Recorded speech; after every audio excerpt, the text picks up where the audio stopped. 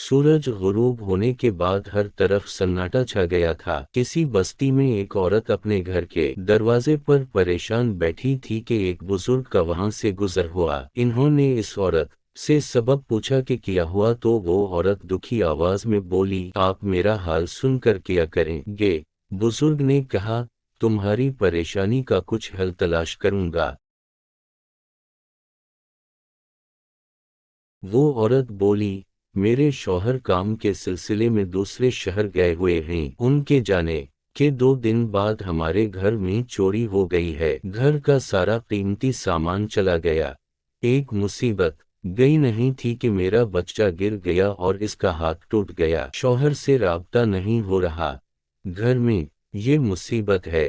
आप बताएं क्या करूं, कहां से लाऊं बेटे के इलाज के लिए पैसे। ये कहकर वो औरत रोने लगी। वो दरवेश बोले, तो अपने बेटे को मेरे पास ले आ। औरत फौरन गई। कुछ देर बाद अपनी गोद में एक बच्चे को लेकर आई। बुजुर्ग दोनों को अपने घर ले गए। बुजुर्ग बच्चे को लेकर अस्पताल चले गए। बुजुर्ग के घर वालों ने भी उनको कोई तकलीफ न होने दी। बच्चा कुछ दिनों बाद ठीक हो गया।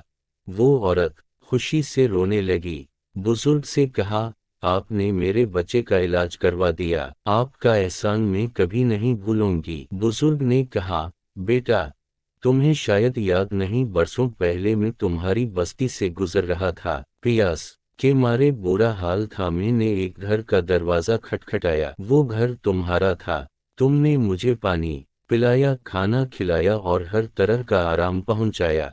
मैं तुम्हारा ये एहसान नहीं भूला। आज भी उसके लिए शक्र गुजार हूँ। औरत ये सुनकर बहुत खुश हुई और अपने घर वापस चली गई। शौहर घर लौटा तो उसे सब कुछ बता दिया। शौहर भी खुश हो गया और बुजुर्ग का शुक्रिया अदा करने इसके घर चला गया।